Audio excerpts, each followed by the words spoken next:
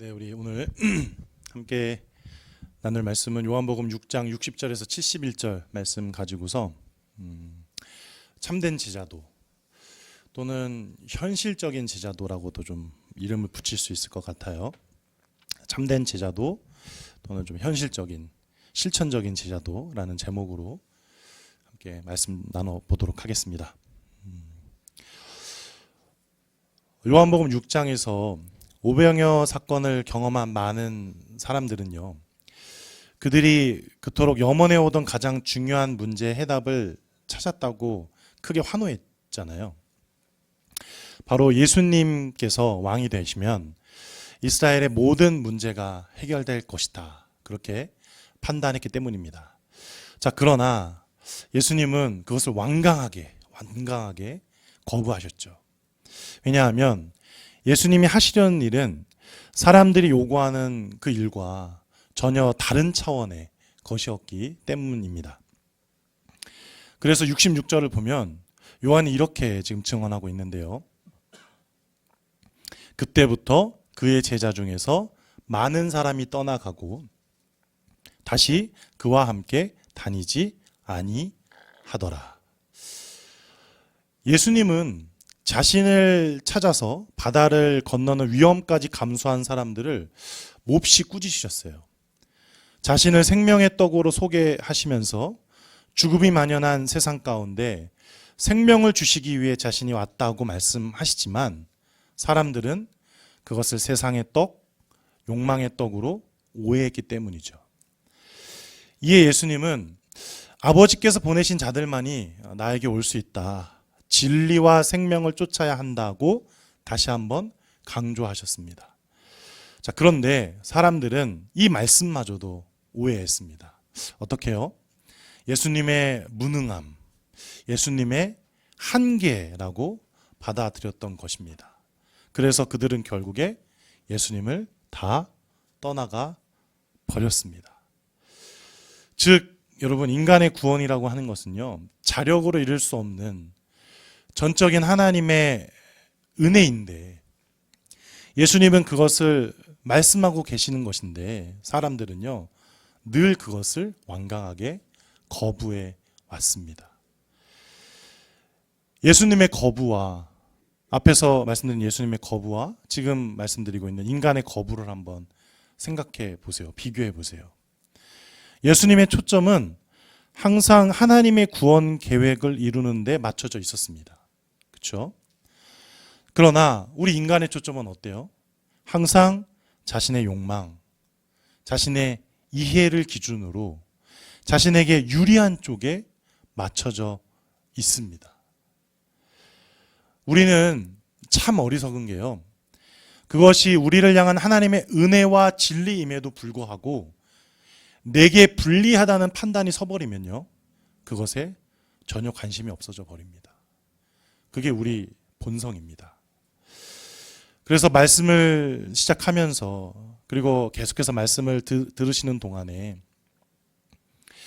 자신에게 이런 질문을 한번 계속 해보셨으면 좋겠어요. 어떤 것이냐면, 지금 나의 초점은 어디에 맞춰져 있는가?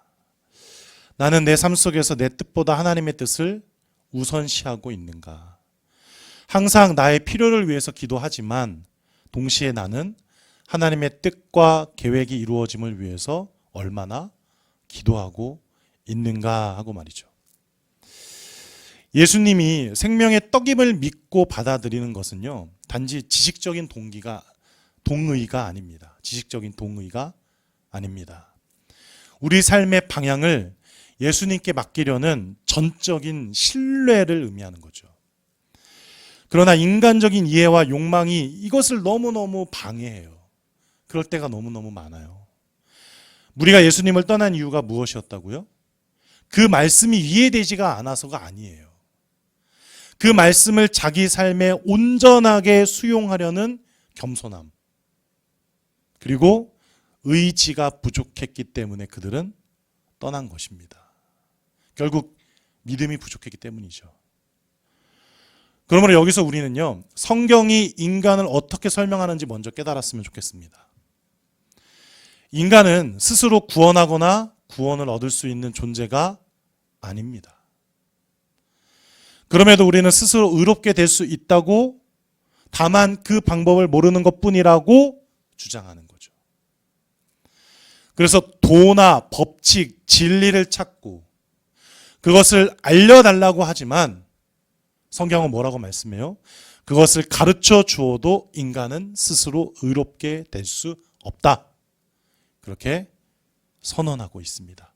즉 기독교는 근본적으로 인간에게 희망이 없다는 것을 선언하는 종교입니다.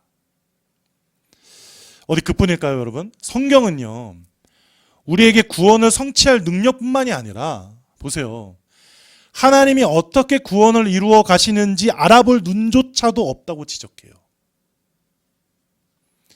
이 문제 때문에 예수님이 오셔서 밤낮 그렇게 고생하시고 싸우셨어야 했음에도 불구하고 그 수고와 헌신의 의미를 우리는 온전히 이해하지 못합니다. 예수님이 너희에게는 희망이 없다. 내가 너희 대신 죽지 않고서는 너희가 구원을 받을 수 없다고 지적하시지만 여전히 나의 한계, 나의 처지를 모르는 인간은 그저 반발하기에 바쁜 거죠. 그래서 결국 예수님이 십자가에 달려 돌아가신 것이에요. 독생자 예수님이 도리어 하나님의 진노의 대상이 되신 거예요.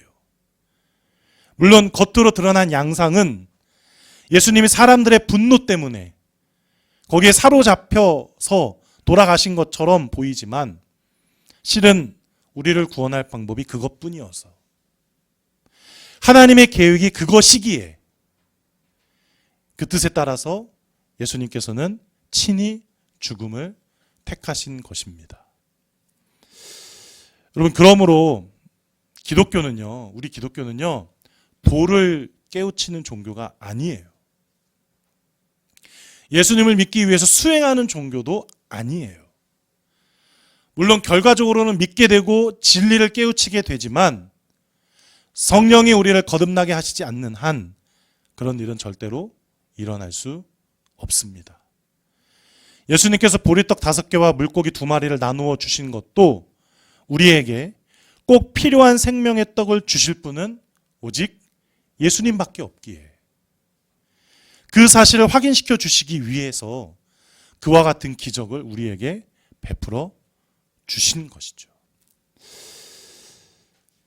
그러므로 우리가 교회에 나오는 것은 여러분, 생명의 떡을 먹고 그 떡으로 온전하게 배부르고 그리고 그 떡을 이웃과 세상과 나누기 위함임을 꼭 기억하셨으면 좋겠습니다.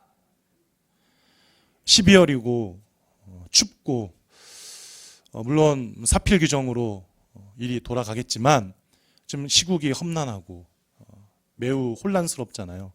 이런 때일수록 많은 사람들의 시선이 한쪽으로 쏠릴 수 있는데 여러분, 그 시선 바깥에 있는 사람들에게 우리는 항상 관심을 가져야 해요. 내가 생명의 떡을 먹고 배부른 것처럼 이 떡으로 나의 이웃도 배부를 수 있도록, 나의 이웃도 이 생명의 떡으로 인하여 만족할 수 있도록, 그 떡으로 인하여 내가 어떤 존재이고 어떤 변화를 겪고 어떻게 살아갈 수 있는지를 깨닫게 하는 것이 특히 이 겨울날, 이 추운 날, 이 각박한 세상 가운데에서 반드시 필요함을 우리가 기억했으면 좋겠습니다. 분명히 말씀드리지만 교회는 세상의 떡, 욕망의 떡을 얻기 위해서 존재하지 않습니다.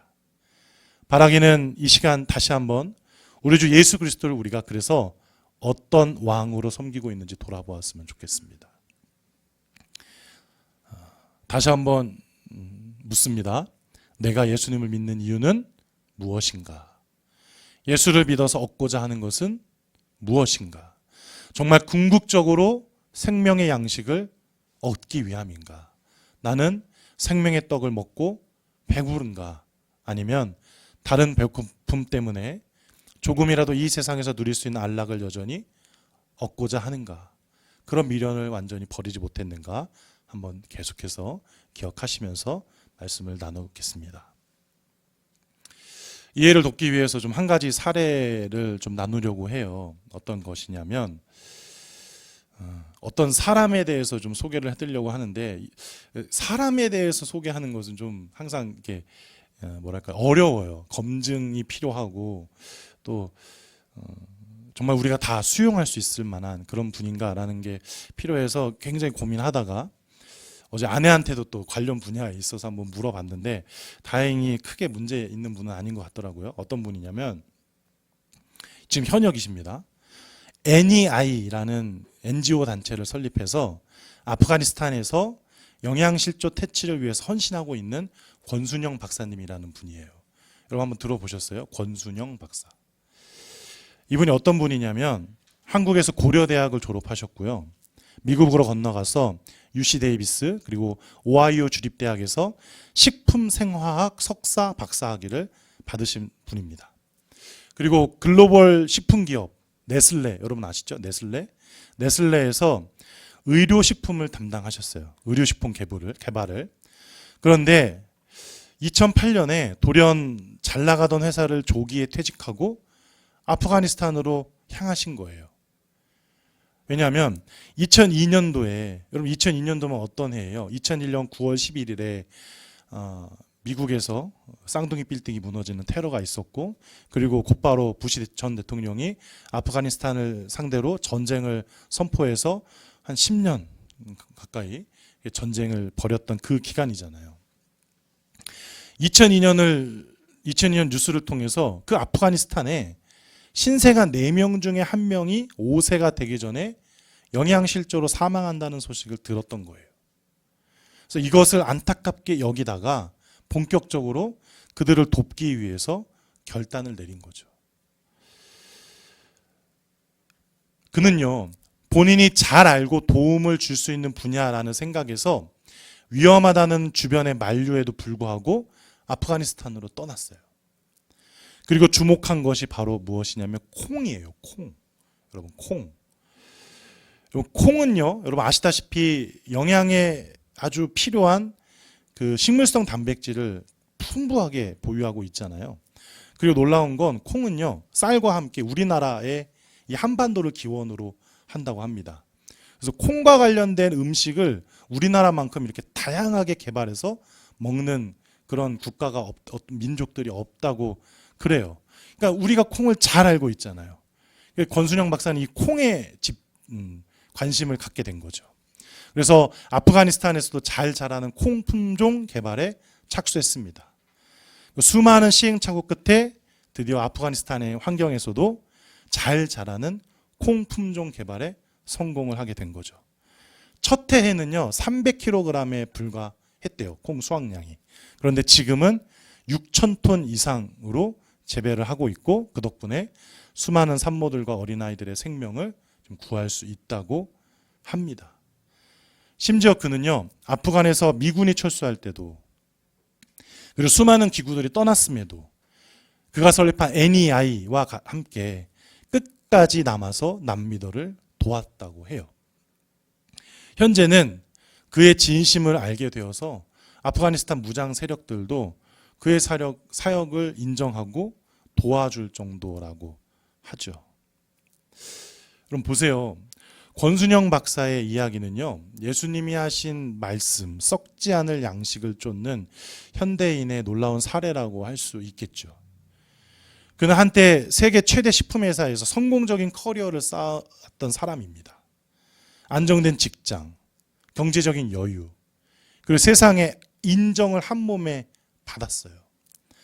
하지만 그는 자신이 누리는 세상 양식이 영혼의 배고픔을 채울 수 없다는 것을 깨달아서, 특별히 아프가니스탄에서, 그 척박한 땅에서, 그 전쟁의 땅에서 영양실조로 고통받는 여성과 아이들을 만나 그리스도인으로서 자신이 할 수 있는 일이 무엇인지 찾게 되었던 것입니다. 여러분, 그가 아프가니스탄에서 콩 재배를 했던 땅이 어떤 땅인지 아세요? 양귀비를 재배했던 땅이라고 해요. 양귀비는 아편을 만드는 원재료잖아요. 마약은 생명을 죽이는 것이잖아요. 그러나 그 땅을 다 개간해서 지금은 생명을 살리는 그런 땅으로 지금 사용하고 있다고 합니다. 권순영 박사의 사역은요, 단순히 배고픔을 채우는 일이 아니에요. 배고픔을 넘어서서 사람들에게 건강과 희망을 심어주는 일이 되고 있어요. 권 박사는 말합니다. 네슬레를 그만두고 아프가니스탄에서 콩을 심는 것이 많은 사람들에게 무모하게 보였을 테지만 한 생명을 살리는 일이 돈으로 측정할 수 없는 가치보다 훨씬, 특정할 수 있는 가치보다 훨씬 귀하다고 나는 믿는다. 여러분, 이것이 진정 생명의 떡을 먹고 배부른 자의 모습 아닐까요? 우리는 종종 썩을 양식을 얻기 위해서 분주하게 움직입니다. 더 나은 집, 더 나은 수입, 그리고 더 높은 사회적 지위. 물론 이 모든 것이 중요하지 않다는 것이 아니에요. 그러나 그것들이 영혼의 양식, 곧 영생의 소망과는 비교될 수 없음을 우리는 알아야죠. 보세요. 예수님은 우리가 썩을 양식에 얽매이지 않고 생명의 양식을 쫓으라고 말씀하십니다. 오늘날 우리가 자신에게 주어진 시간과 재능을, 그리고 물질을 권순영 박사처럼 하나님의 사랑을 나누는 일에 투자할 수 있다면 얼마나 좋을까요? 우리의 삶은 그렇게 되면 분명히 더 깊고 더 풍요로운 의미를 찾게 될 거예요. 그렇게 조금씩 영원에 잇대어 살게 되는 삶을 우리가 살게 될 거예요. 무엇보다도 우리의 행함을 통해서 하나님의 생명 양식을 온 세상 가운데 전하게 될 거예요. 참고로 권순영 박사님은요, 현재 필리핀에서도 제2의 콩 프로젝트를 준비하고 계신다고 합니다. 그는 나눔을 통해서 얻는 행복이 경제적 손실보다 훨씬 크다. 늘 이렇게 생각하고 늘 그렇게 강조하고 있다고 하죠.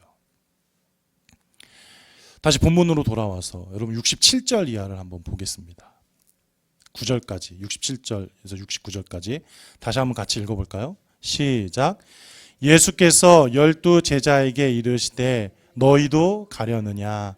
시몬 베드로가 대답하되 주여 영생의 말씀이 주께 있사오니 우리가 누구에게로 가오리이까? 우리가 주는 하나님의 거룩하신 자이신 줄 믿고 알았사옵나이다. 보세요.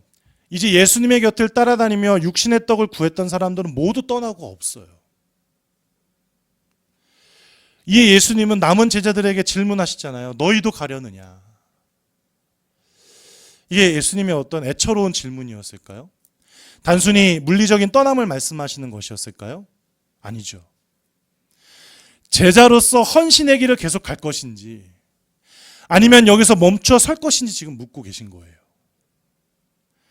그리고 오늘날 우리에게도 마찬가지로 질문하세요. 너희는 어떤 삶의 자리에서 떠나 어떤 자리로 나아갈 것인가? 마치 권순영 박사와 같이 안정적이고 성공적인 삶을 버리고 하나님의 소명에 순종하는 삶을 살 수 있겠는가? 아니면 세상 기준과 기대 속에서 안락함과 안정감을 추구하면서 영적인 타협 속에서 머물 것인가? 여러분, 이 질문은요, 단순히 선택의 문제가 아닙니다. 우리 신앙의 본질을 있는 그대로 드러내는 그런 시험대, 리트머스 시험지와 같은 거예요. 분명한 것은 예수님을 따르기로 한 제자로서 우리는 끊임없이 두 가지 길 사이에 놓이게 될 거라는 거죠. 하나는 세상이 제시하는 넓고 쉬운 길이고, 다른 하나는 주님을 위해서 희생하고 헌신을 요구받는 좁은 길입니다. 안타깝게도 많은 사람들이 좁은 길 앞에서 발걸음을 돌리거나 믿음의 결단을 내리는 대신 안락한 현실을 선택합니다. 이게 현실이에요. 그러나 예수님은 분명하게 말씀하시죠. 누구든지 나를 따라오려거든 자기를 부인하고 자기 십자가를 지고 나를 따를 것이니라. 예수님은 우리에게 단지 세상의 성공을 초월하는 삶을 요구하시는 것이 아니에요. 하나님은 우리가 그분의 부르심에 순종함으로써 진정으로 가치 있고 영원한 것을 추구하는 삶을 살길 바라시는 거예요. 그러므로 우리는 따져 묻지 않을 수가 없죠. 나는 지금 어디를 향해 가고 있는가? 그리고 하나님의 소명 앞에서 나는 어떤 선택을 하고 있는가? 이 질문에 대한 우리의 대답은 삶의 방향을 결정할 뿐만이 아니라 하나님 나라를 위한 헌신의 깊이를 더하게 될 것입니다. 여러분, 진정으로 하나님을 사랑하세요? 하나님을 사랑하세요? 왜 대답이 없으세요? 하나님 사랑하세요? 네. 온풍기를 낮추거나 꺼주세요. 네. 따뜻하면 졸립죠. 분명히 아멘이라고 하셨어요. 그렇다면 우리는 세상의 안정과 성공을 넘어서 하나님의 소명에 순종하는 삶을 살아야 합니다. 그 길은 때로 외롭고 힘들 수 있어요. 하지만 우리는 그곳에서 하나님이 주신 참된 만족과 평안, 그리고 영원한 생명을 경험하게 될 것입니다. 그래서 결국은, 그래서 우리 삶은 단지 무엇을 가졌는가로 평가받지 않고 우리가 하나님의 부르심에 어떻게 응답했는가, 그것에 따라서 우리의 영원한 발자취가 새겨지는 거죠. 이제 우리가 하나님의 소명에 순종하는 삶을 선택해야 한다는 그 중요한 결단의 순간에 서 있다는 것을 여러분 깨달으셨어요. 그렇다면 이 말씀에 우리가 직면해야 됩니다. 어떤 말씀이냐면 바로 70절, 71절이에요. 왜 하필 예수님께서 이 말씀을 주셨을까? 70절, 71절로 넘어가면서 예수님의 제자들을 향한 질문과 그들의 선택을 우리가 깊이 묵상할 필요가 있습니다. 보세요. 67절. 너희도 가려느냐는 예수님의 질문에 베드로는 과연 평소에 그다운 대답으로 전체 제자들을 대변했어요. 68절, 69절에 주여 영생의 말씀이 주께 있사오니 우리가 누구에게로 가오리까? 우리가 주는 하나님의 거룩하신 자이신 줄 믿고 알았사옵나이다. 그런데 그것에 대한 예수님의 반응이 굉장히 놀라워요. 예수님은 뜬금없이 가룟 유다의 배반을 예고하시죠. 70절. 내가 너희 12를 택하지 아니하였느냐? 그러나 너희 중에 한 사람은 무엇다? 마귀니라. 여러분, 저는 교회에서 사용하는 말 중에 동의할 수밖에 없으면서도 한편으로는 마음에 들지 않는 말 몇 가지가 좀 있거든요. 그 중에 한 가지를 좀 예를 들면 어떤 거냐면 죄 없는 자가 먼저 돌로 치라는 말씀이에요. 왜 이 말씀이 마음에 안 들까요? 인간이 가지고 있는 죄성은 어떤 사람도 죄에서 자유하지 못하게 만드는 게 사실입니다. 절대로 안 넘어질 사람 없죠. 절대로 안 넘어갈 죄도 없습니다. 하지만 그렇다 손 치더라도 죄 없는 자가 먼저 돌로 치라는 주님의 말씀을 마치 죄에 대한 책임을 지지 않아도 되고 합리화하기 위해서 사용하는 것은 마땅하지가 않죠. 그렇죠? 명백한 범죄 사실이 있는데 그 죄에 대한 책임을 묻지 않고 덮어주는 것이 용서인 것처럼 말하고, 아무도 죄에 대한 책임을 지지 않으려고 한다면 우리는 죄인을 불쌍히 여기는 긍휼함보다 불의를 더욱 크게 느끼게 될 것이 분명하기 때문입니다. 작금의 현실을 보세요. 악랄한 죄질에 비해서 턱없이 부족한 형량을 두고 많은 사람들이 분개하잖아요. 그런데 마치 초록은 동색이라면서 죄에 대한 책임을 회피하거나 덮어주는 것은 결국 불의를 묵인하는 것과 같아요. 그것은 정의와 공의를 실현하는 데 전혀 도움이 되지 않아요. 그러므로 주님이 죄 없는 자가 먼저 돌로 치라고 하신 것은 아무에게도 남을 판단할 권리나 자격이 없으니까 남의 잘못을 지적하거나 판단하지 말라는 말씀이 아니에요. 계급과 신분에 의해서 스스로 의롭게 여기지 말라는 거죠. 그리고 이와 비슷한 말로 우리가 곡해해서 받지 말아야 할 말씀이 바로 오늘 이 말씀. 우리 중 가룟 유다와 다르지 않은 사람이 누가 있느냐예요. 너도 유다고 나도 유다지 뭐. 즉 예수님을 팔아넘긴 유다처럼 유혹에 빠져서 예수님을 배반할 가능성이 누구에게나 있죠. 있어요. 그러니까 우리는 모두 가룟 유다와 다를 바 없고 서로 판단해서는 안 된다는 말이에요. 틀린 말 아니잖아요. 우리는 시시때때로 예수님을 배반해요. 힘들고 어려울 때 예수님의 가르침을 애써 잊으려고 해요. 믿음의 고백에 합당하지 않게 행동합니다.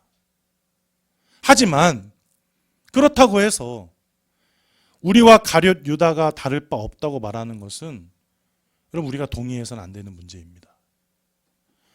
왜냐하면 미움과 살인을 동일한 죄로 여겨서 미움은 생기지만 살인하지 않으려는 내면의 싸움조차도 무의미하게 만드는 것 같기 때문이죠.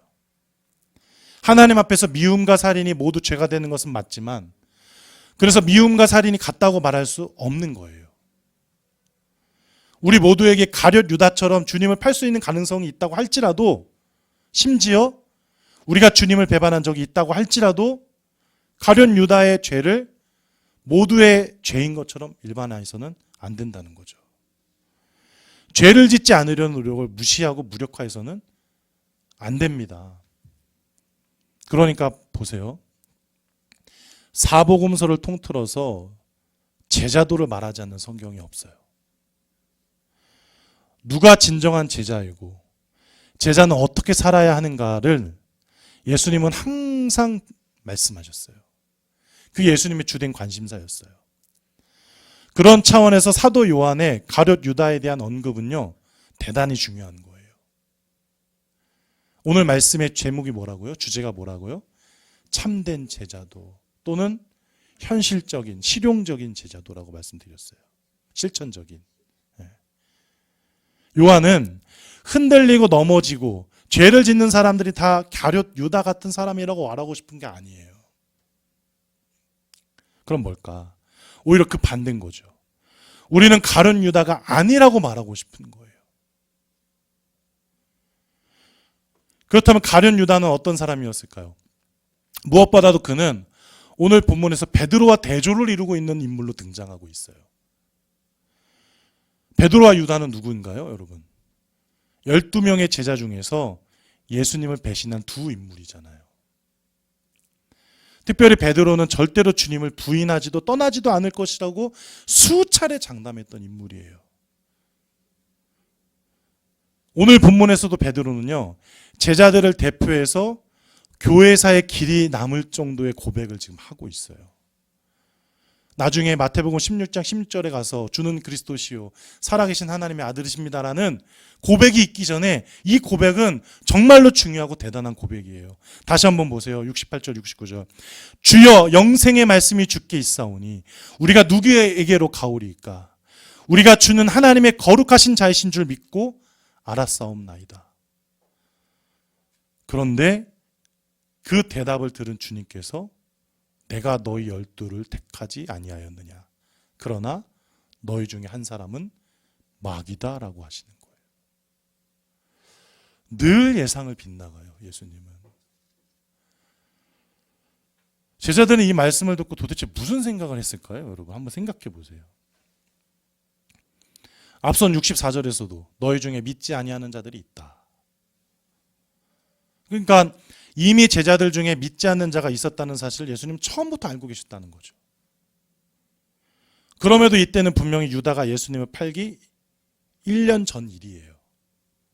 그러니까 누구나 주님을 배신할 가능성을 가지고 있었던 때죠. 그래서 아무도 이 말씀을 진지하게 받아들이지 않았을 것 같아요. 하지만 주님께서는 모든 사람에 있는 일반적인 죄성이 아니라 구체적으로 누구를 두고서요? 유다를 콕 집어서 하신 말씀이었다고 요한은 증언하고 있는 거예요. 즉 베드로와 유다 모두 주님을 부인한 사람들이 맞아요. 하지만 베드로와 유다의 결말은 완전히 다를 수밖에 없다는 것을 지금 암시하고 있는 거죠. 그렇게 1년쯤 지나고 마지막 6월절에 주님이 잡히시기 전날 밤 주님은 제자들과 마지막 식사를 하시면서 또다시 이렇게 말씀하세요. 너희 중에 한 사람이 나를 팔 것이다. 하지만 이때 제자들의 마음은 1년 전과는 사뭇 다르죠. 정말 두려웠고 몹시 지쳐 있었어요. 왜냐하면 이제 주님을 잡으려고 작당한 유대 지도자들의 무리가 그 의도를 매우 노골적으로 드러내고 있었기 때문이죠. 그래서 그들은 잘못될 수도 있지 않을까 생각했어요. 그런데 그때 주님이 너희 중에 한 사람이 나를 팔 것이라고 말씀하신 거예요. 두 가지 상황이 차이가 있고 어떻게 다른지 여러분 아시겠어요? 그러자 제자들은 돌아가면서 이렇게 한 명씩 묻잖아요. 주여, 나는 아니지요. 마치 모두가 주님께 약해진 마음을 들키기라도 했다는 듯이 근심하면서 묻게 되는 거죠. 우리가 모두 그래요. 우리가 다 그래요. 그런 사람들이에요. 그런 존재들이에요. 언제 넘어질지 몰라요. 세상 풍파를 보면 겁부터 나요. 그렇기 때문에 우리는 누군가 주님을 배반할 것이라고 말하면 마치 나보고 하는 말 같아서 자신이 없어져요.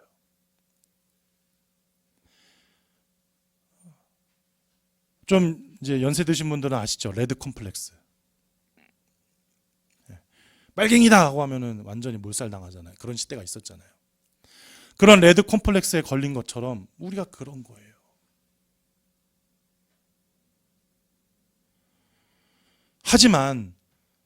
하지만요. 우리는 베드로일지언정 가룟 유다일 수는 없다니까요. 왜냐하면 베드로는 실패했을지언정 끝까지 주님을 사랑했어요.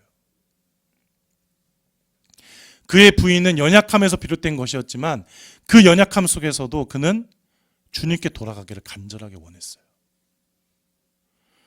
보세요. 결국 그는 자신의 죄를 뉘우치고 눈물로 회개했죠. 그리고 주님은 그를 다시 받아주셨어요. 그러나 가룟 유다는 다르죠. 그는 자신의 죄를 깨달았지만 주님의 은혜와 사랑을 끝까지 외면했던 사람이에요.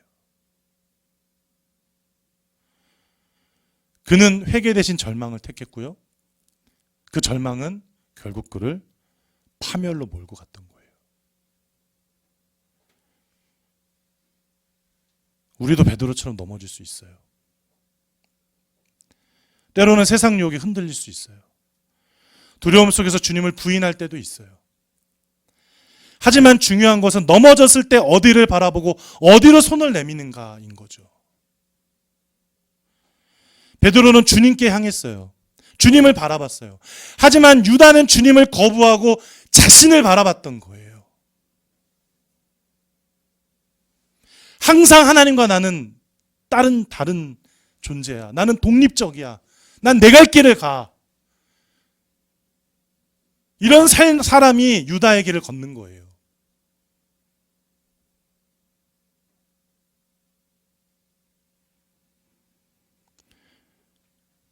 유다는 예수님을 따라다니고 예수님의 말씀을 들으면서도 영생에 대한 관심이 없었어요. 처음부터 메시아에 대한 관심도 없었어요. 그 숱한 이스라엘의 정치적 메시아에 대한 관심보다 돈에 더 관심이 많았어요. 그러니까 그는 주님의 말씀을 붙들고 살아가고 싶지만 연약하고 두려워서 쓰러지고 흔들렸던 사람이 아니라 처음부터 주님과 전혀 상관없었던 악인이었던 거죠. 이것이 우리가 베드로일지언정 유다일 수 없는 이유입니다. 그러면 한번 자문해 보세요. 나는 누굴까요? 나는 누구인가요? 베드로인가요? 유다인가요? 주님께서 너희 중에 한 사람이 나를 팔리라고 말씀하셨을 때 베드로도 근심했고 유다도 근심했어요. 그러나 베드로는 넘어질까 두려워서 물었던 것이고 유다는 들킬까 봐 두려워서 물었던 것입니다. 베드로는 자기가 아니기를 바라는 마음으로 물었고 유다는 예수님이 모르기를 바라는 마음으로 물었던 거예요. 베드로는 자신의 약함과 악함이 몹시 안타까워서 물었고 유다는 자신의 약함과 악함을 감추기 위해서 물었던 거예요. 나는 누구인가요? 나는 누구인가요?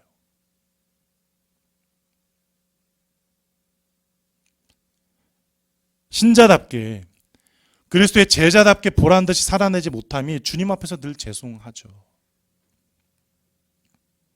오히려 주님의 이름을 욕되게 하는 삶을 사는 것 같아서 몹시 불안해요.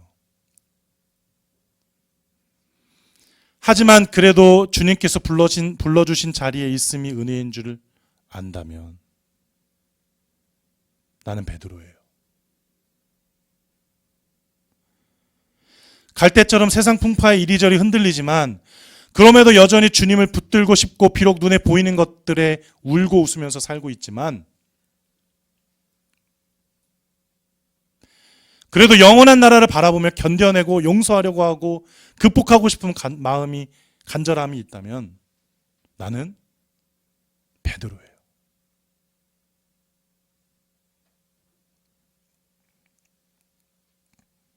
여러분 오해하지 마세요. 넘어져서 가련 유다가 아니에요. 두려울 만큼 죄의 유혹에 흔들림이 있어서 가련 유다가 아니에요.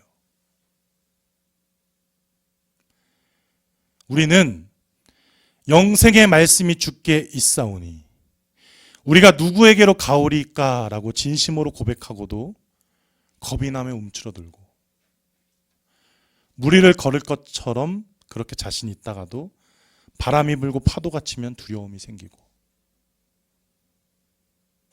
주를 위해 죽을 것처럼 마음이 뜨겁다가도 아무도 알아주지 않는 것처럼 여겨지면 섭섭해서 뒤로 물러나고 싶은 베드로예요.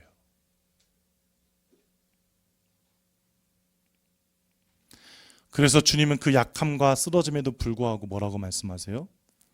내게 오는 자는 내가 결코 내쫓지 아니한다. 결코 줄이지 아니한다. 나를 믿는 자는 영원히 목마르지 아니한다.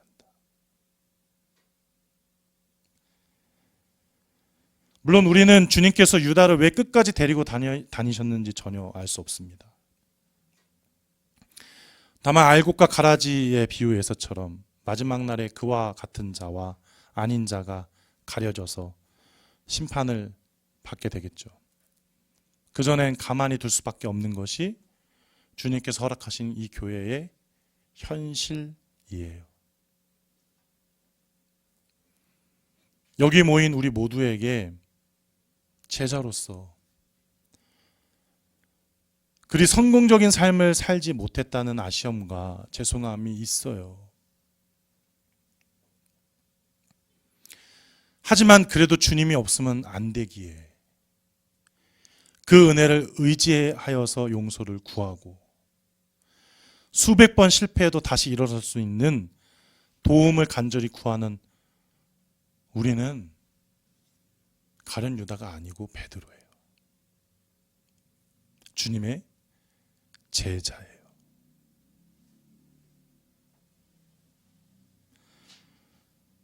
우리는 우리를 진심으로 용서하시고 회복시키시고 새롭게 하시는 하나님의 은혜가 간절하게 필요하다는 사실, 그것만 분명히 알고 있으면 돼요. 그래서 오늘도 우리는 모두 주여 나는 아니지요. 이 질문을 조심스럽게 할 수밖에 없어요. 누구나 다 권순영 박사와 같은 삶을 살 수 없어요. 그렇게 살아야만 제자다라고 말씀드리려고 예화를 들어드린 게 아니에요. 그분이 흠없고 완벽한 신앙인이라는 소리는 도덕도 아니죠.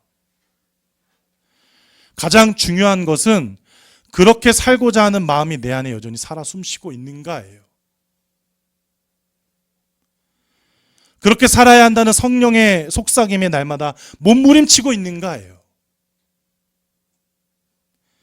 비록 내가 흔들릴지라도, 비록 내게 의심이 생겨도 예수님에 대한 나의 진심을 통해서 십자가만을 바라보고 오늘도 그 길을 한 걸음씩 한 걸음씩 걸어가고 있는가? 이것을 내가 끊임없이 되새기고 있는가?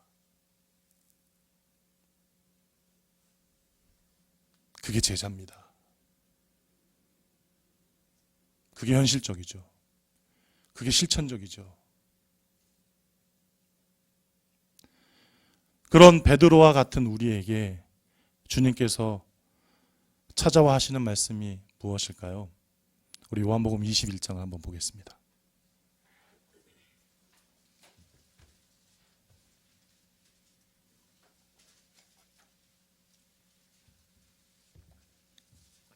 너무 잘 아는 말씀이에요. 21장 15절에서 17절.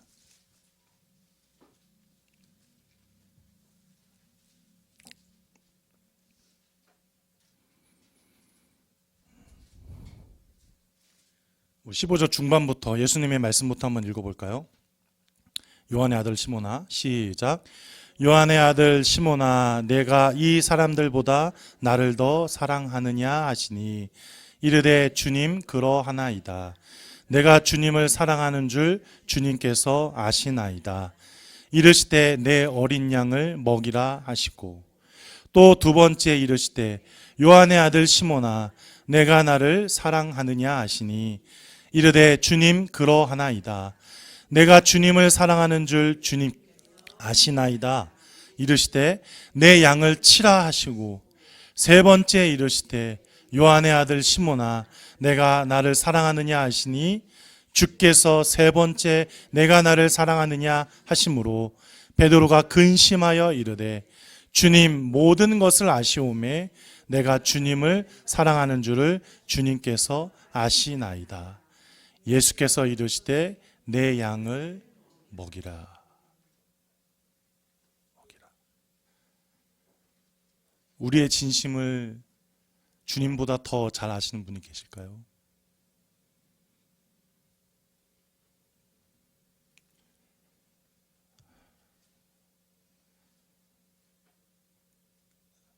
늘 마음 먹고 또 빈틈없이 계획을 세우고 이제는 됐다 싶어서 달려가려고 할 때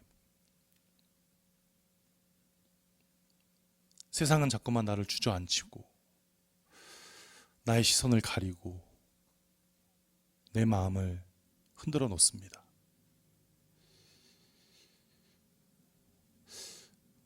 물론 마음이 굳어서 용기 백백해서 담대해서 그 모든 시험과 어려움 이겨내고 나의 달려갈 길을 끝까지 문제없이 달려갈 수만 있다면 얼마나 좋을까요? 내가 생명의 양식을 먹고 배가 부르니 그 양식을 세상과 이웃과 나누기를 원하는데 그 말씀 듣고 저 교회 문 밖을 나가면서부터 그렇잖아요. 저는 오늘 교회를 오는 그 길 15분 동안에 얼마나 많은 사람들에게 욕을 했는지 모르겠어요. 주차는 왜 이렇게 했어? 운전은 왜 저 모양이야?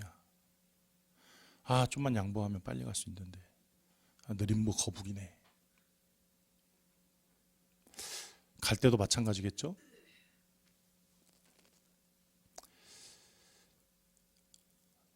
그렇게 날마다 시험에 빠지고 흔들리고 주저앉는 것이 우리이지만 우리의 시선만큼은 마음만큼은 그리고 내가 그렇게 연약한 존재를 알기에 십자가의 은혜 말고는 나를 일으켜 세우실 분이 없다는 것을 늘 기억하고 다시 한번 그 주저앉았던 자리를 박차고 일어나려고 애를 쓴다면 그게 제자입니다.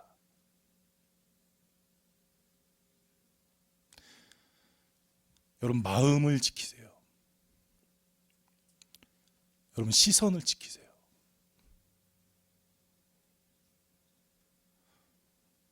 세상이 나의 환경과 삶을 뒤흔들지라도 십자가에 그 십자가 위에 굳게 세워진 내 마음, 믿음만큼은 늘 온전할 수 있도록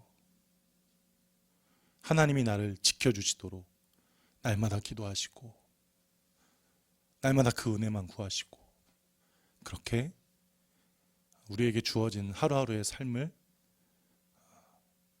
정말 주님의 제자답게 그렇게 사는 것이 바로 우리의 현실이에요. 오늘 여러분 이제 우리 기도할 텐데 제자도 멋지지 않죠? 화려하지 않아요. 뭐 누가 막 그렇게 알아주는 것도 아니에요. 그러나 그 제자도가 우리가 영원을 향해 가는 유일한 길이라는 사실, 하나님께서 원하시고 우리에게 간절하게 바라고 계신 그 길이라는 사실 기억하시면서 이 시간 함께 잠시 기도하는 시간 갖도록 하겠습니다. 같이 기도하겠습니다.